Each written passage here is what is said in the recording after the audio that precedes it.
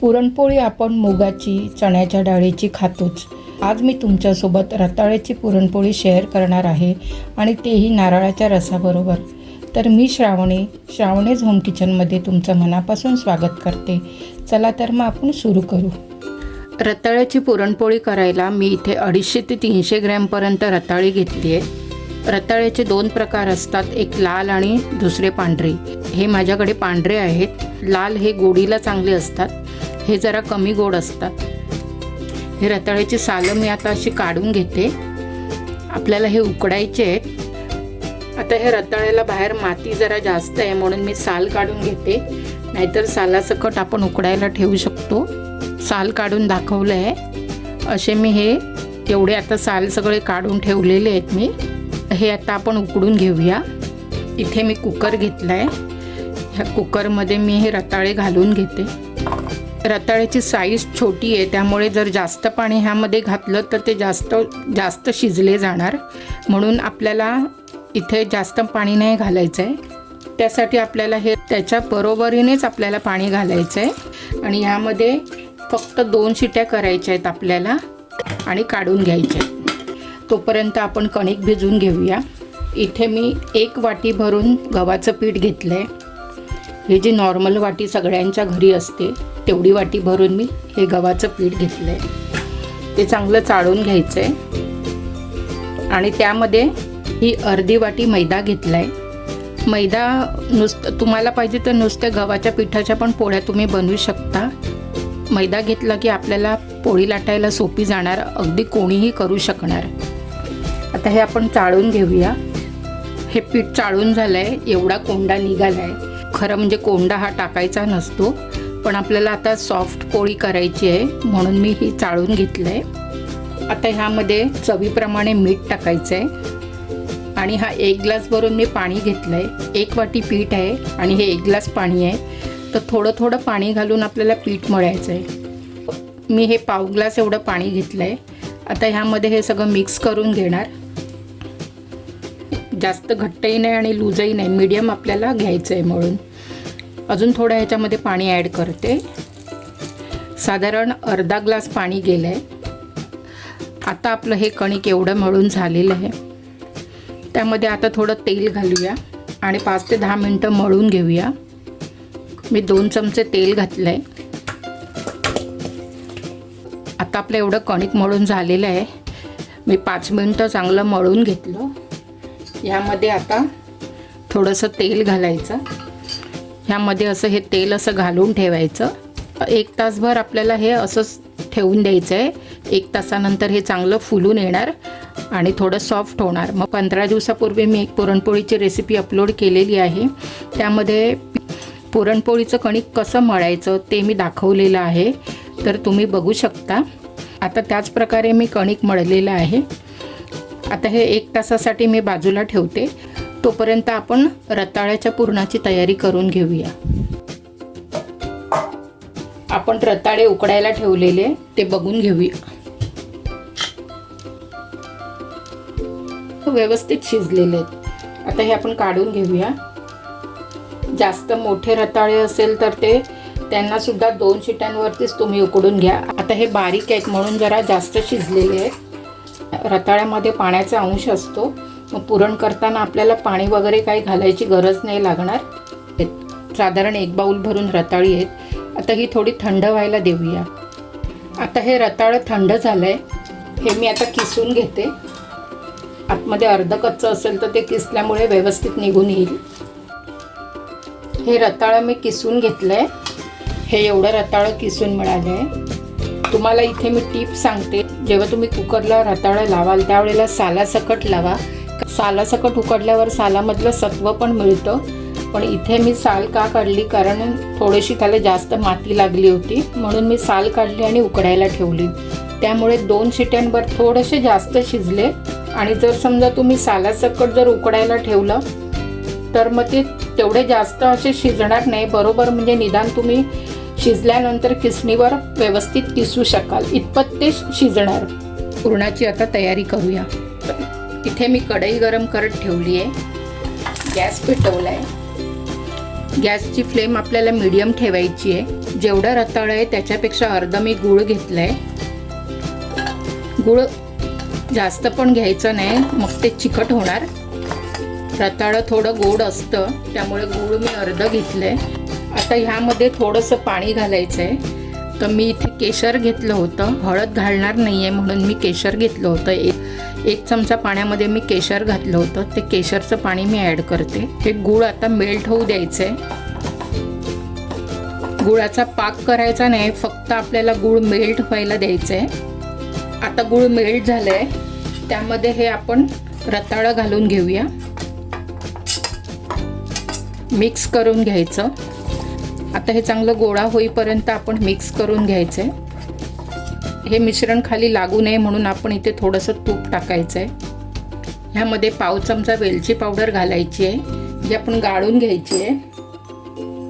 घरी बनवलेली आहे त्यामुळे जरा जाडसर आहे. पाव चमचा सुंठ पावडर आणि पाव चमचा भाजलेली बडीशेपची पावडर आहे, ती टाकायची आहे. मागच्या आठवड्यात मी पुरणपोळीची रेसिपी अपलोड केली आहे. त्यामध्ये बडीशेपचं पाणी घातलं आहे. गरम पाणी करून त्यामध्ये बडीशेप घालायची. पुरणपोळीला टेस्ट चांगली लागते, तुम्ही करून बघा. आता हे चांगलं गोळा होईपर्यंत आपण मिक्स करून घ्यायचं आहे. तुम्ही बघू शकता हे मिश्रण आता गोळा व्हायला लागलं आहे. मी गॅस मोठा केला आहे. गूळ आणि रताळं पूर्ण मिश्रण एकजीव झालं आहे. आता ह्यामध्ये जायफळ थोडं किसून घेऊया. गूळ आहे त्यामुळे आपण जायफळ घालायला पाहिजे. बडीशेप, केशर, वेलची, जायफळ हे टाकल्यामुळे ह्या मिश्रणाला चव खूप छान लागणार. हे बघा, आता हा गोळा तयार झाला आहे. आणि शक्यतो हे मिश्रण बनवताना तुम्ही नॉनस्टिक पॅन घ्या. स्टीलचं वगैरे घेतलं तर तुमचं हे मिश्रण तुमच्या भांड्याला लागू शकतं.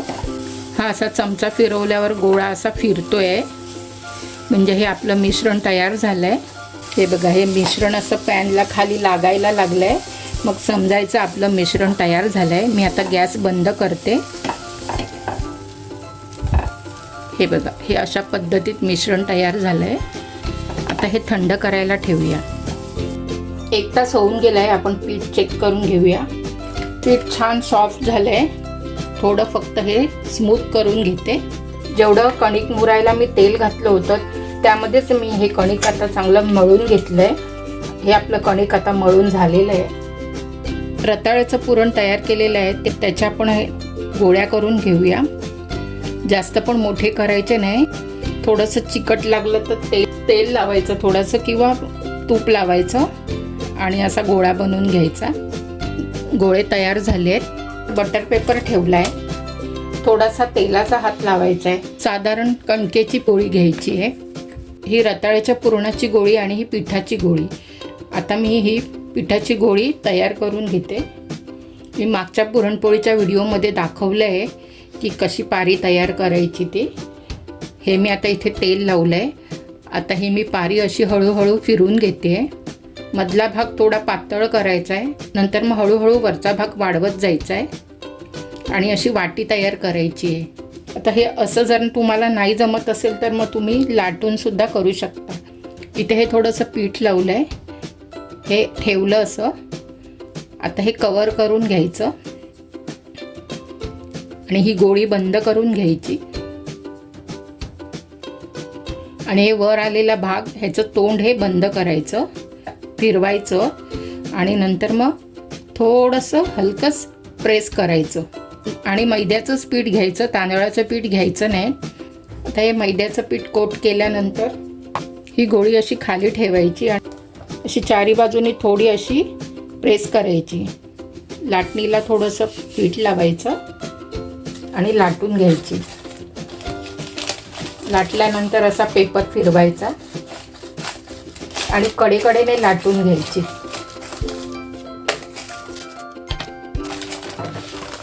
ही बघा, ही आपली अशी लाटून झाली आहे. आता आपण शेकून घेऊया. तेल लावते. असं तेल थोडं असं तव्याला लावून घ्यायचं. पॅन गरम करायचा. पुरणपोळी अशी घेतली. हे वर लागलेलं पीठ आपण असं बाजूला करायचं. आता ही पुरणपोळी मी तव्यावर घालते. गॅसची फ्लेम मीडियम ठेवली आहे. ही तव्यावर अशी टाकायची. आता परतून घेते. आता ह्यावर तूप लावते. तुम्ही पण अशी करून बघा, एक वेगळी पद्धत. हे बघा, ही पुरणपोळी चांगली फुलली आहे. इथे सुद्धा मी तूप लावून घेते. मी आता ही काढून घेते. रताळ्याची पुरणपोळी ही शेकून घेतली आहे, बघा कशी झाली आहे. अशा मी आता बाकीच्या करून घेते. हे बघा, ही लाटल्यावर अशी दिसते. हे आपण रताळं किसलेलं आहे त्यामुळे हे असं दिसतं. जर मैद्याच्या पिठाची गोळी आपण थोडी जास्त मोठी घेतली, जाडी घेतली, तर हे असं दिसणार नाही. आपल्या मैद्याच्या पिठाची गोळी थोडी छोटी होती त्यामुळे हे असं दिसतंय. पण ते आपण शेकताना, ते शेकल्यानंतर मग हे असं दिसणार नाही. आता ही आपण तव्यावर घालून घेऊया.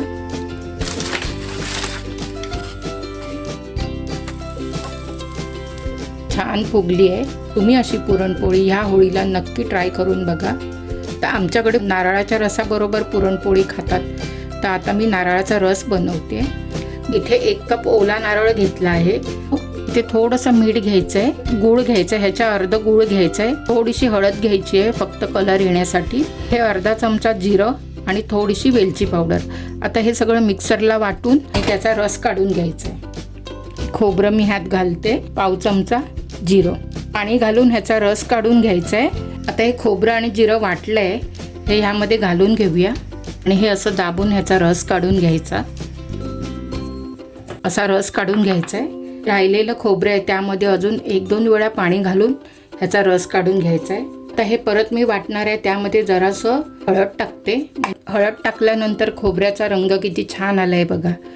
आता हे यामध्ये घालून ह्याचा पण सगळा रस काढून घ्यायचा. आता जेवढा रस आहे त्याच्या अर्धा आपल्याला गूळ घालून घ्यायचं आहे. हे गूळ घालते मी आणि थोडीशी साखर घालायची आहे. साखर आणि गूळ मिक्स करून केलं तर मग तरीसुद्धा चांगलं लागतं. थोडीशी मी ह्यामध्ये साखर ॲड करते. आता हे गूळ ह्याच्यामध्ये छान मिक्स करून घ्यायचं आहे.